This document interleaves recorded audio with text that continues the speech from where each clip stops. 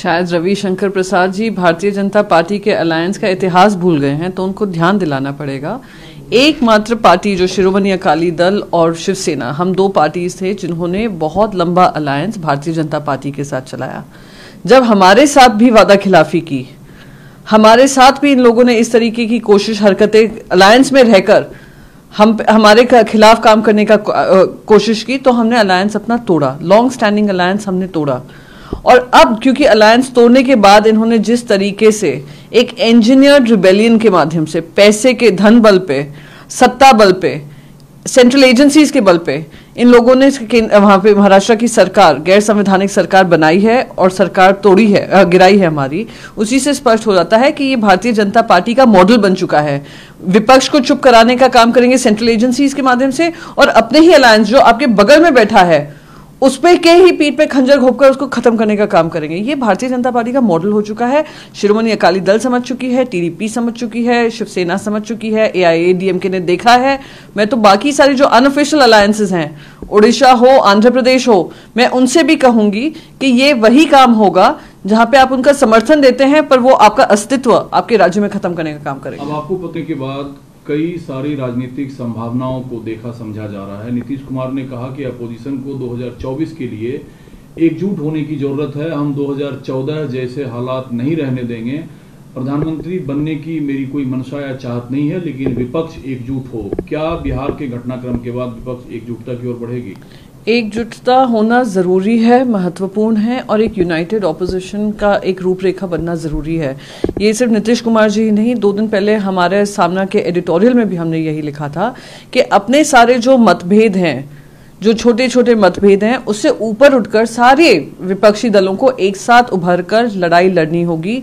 तभी इस देश में प्रजातंत्र बना रहेगा, तभी इस देश में संविधान बना रहेगा। अगर छोटे छोटे मुद्दों की वजह से हम एक यूनाइटेड ऑपोजिशन नहीं कर पाएंगे तो ये हमारे देश के लिए, हमारी देश की जनता के लिए हानिकारक रहेगा। आप देख लीजिए प्राइस राइज का मुद्दा है, आप देख लीजिए अनएम्प्लॉयमेंट का मुद्दा है, अर्थव्यवस्था चरमरा रही है, हर तरीके से ये सरकार फेल हुई है। और फिर भी अगर हम जनता को एक यूनाइटेड ऑपोजिशन नहीं दे पाएंगे तो ये आने वाले समय में देश के लिए ही भारतीय जनता पार्टी हानिकारक रहेगी। सवाल ये है कि ये बात शिवसेना के लिए भी कही गई थी जब महाराष्ट्र में विधानसभा के परिणाम आए थे, सरकार नहीं बन पाई, कि लोगों ने वोट माइंडेड नरेंद्र मोदी के चेहरे पर दिया था। अब कहा जा रहा है कि बिहार में नीतीश कुमार के नाम पर वोट नहीं पड़े थे, वोट नरेंद्र मोदी के नाम पर पड़े थे, और नीतीश कुमार ने धोखा दिया है जनता को, बिहार को और बीजेपी को। इतने सालों का अलायंस दोनों पार्टी, अब आप जेडीयू को देख लीजिए या शिवसेना को देख लीजिए, वाजपेयी जी के समय पे भी शिवसेना इनके साथ थी, फिर भी हम जीत कर आए। ये पूरा देश का इतिहास 2014 के बाद से नहीं बदला है, पर यह जरूर बदला है कि जो सत्ता की भूख भारतीय जनता पार्टी में है वो इतनी चरम सीमा पे बढ़ चुकी है, जहां पे वो अपने ही विपक्ष को तो खत्म कर ही रहे हैं, सत्ता पक्ष में उनके साथ बैठे हुए पार्टियों को भी खत्म करने का काम कर रहे हैं। ये उनकी सत्ता भूख दर्शाता है। तो मोदी जी के समय से पहले भी हम सत्ता में आ चुके हैं, शिवसेना अलायंस में आई है, शिवसेना बगैर भारतीय जनता पार्टी के अलायंस के साथ भी उन्होंने अपना महाराष्ट्र में अस्तित्व बनाया है। तो इनके चेहरे से लोग जीत रहे हैं, ये भ्रम अपने दिमाग से हटा दें। इन्हीं के चेहरे से 2024 में इनकी हार भी होगी। मैम, आपको पता है जब ये राजनीतिक विमर्श बनता है तो कांग्रेस की चर्चा बीच में आती है। रविशंकर प्रसाद ने कहा, बीजेपी के अन्य नेता ने कहा कि नीतीश कुमार ने कांग्रेस यानी कि भ्रष्टाचार से समझौता किया है। कांग्रेस के साथ आप भी वहां सरकार में थी, क्या कांग्रेस के साथ होने से विपक्ष की बाकी पार्टियां कमजोर होती है भाजपा के आरोप के सामने? भारतीय जनता पार्टी कोई भी आरोप लगाए, वो उनका एजेंडा है, पर ये बहुत स्पष्ट हो गया है, ये सबसे बड़ा एम्बैरेसमेंट इनके लिए भारतीय जनता पार्टी के रूप में, जिस तरीके से बिहार में घटनाक्रम हुए हैं, सत्ता में साथ में रहकर भारतीय जेडीयू को तोड़ने का काम किया है, वही स्पष्ट हो गया है। आपको मैं यहाँ पे अभी भी कह दूं कि महाराष्ट्र की भी सुनवाई सुप्रीम कोर्ट में हो रही है।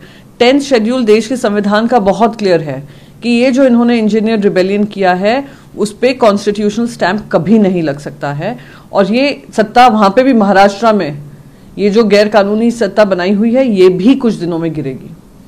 दूसरा, प्रशांत की ज्यादातर पार्टियों के साथ काम किए हैं, उन्होंने कहा बिहार के लिए ये एक बड़ी राजनीतिक फेरबदल है। राष्ट्रीय स्तर पर कोई विकल्प नहीं बनेगा इससे। साथ ही बिहार की जनता ये देखेगी कि गवर्नेंस मॉडल क्या होता है। चूंकि आरजेडी की सीट ज्यादा है, साथ ही जो 10 लाख नौकरी के वायदे किए गए थे अब तेजस्वी सरकार में है, तो जनता उस 10 लाख के नौकरी के आंकड़े को निहार रही है। प्रशांत किशोर जी, विद ऑल ड्यू रिस्पेक्ट, क्योंकि उन्होंने सारी पार्टियों के साथ काम किया है, उसी से स्पष्ट हो जाता है कि उनका इलेक्शन मैनिफेस्टो ये सब क्या होते हैं, उनका ध्यान उस पर रहता है। पर कोई उनको याद दिलाए कि मोदी जी ने भी 15 लाख का जुमला जनता के सामने किया था, 2 करोड़ रोजगार बनाएंगे सालाना। सत्ता वहां पे भी महाराष्ट्र में ये जो गैर कानूनी सत्ता बनाई हुई है ये भी कुछ दिनों में गिरेगी।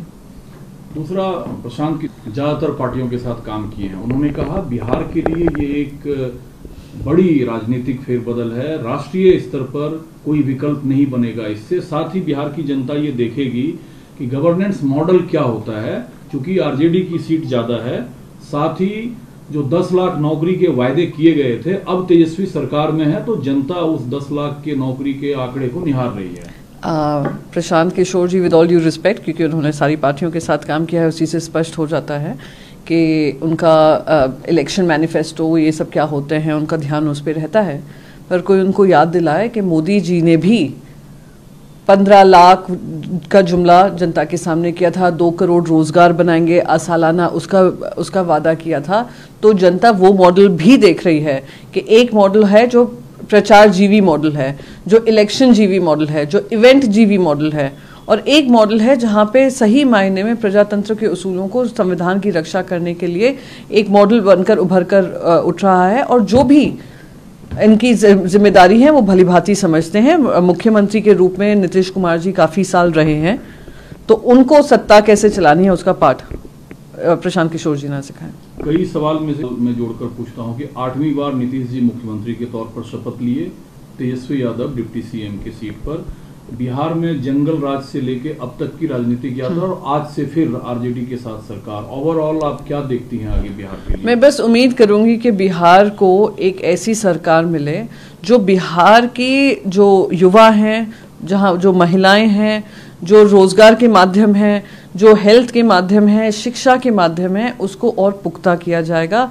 और जो उनकी मनोकामनाएं हैं बिहार की जनता की, क्योंकि हमने भी बिहार का दौरा किया था जब इलेक्शन का समय था, हमने भी देखा था कि वहां पे एक बहुत आक्रोश था कि जो भी सरकारें आई हैं वो उनकी जो विशेस हैं उनको पूरा नहीं कर पाई हैं। तो उम्मीद करूंगी कि दोनों, एक तो युवा नेता बनकर डिप्यूटी चीफ मिनिस्टर बने हैं, वो युवाओं को सबसे प्राथमिकता देकर, उनकी आवाज बनकर, उनके लिए काम कर बिहार के लिए एक नई दशा और दिशा बनाएंगे।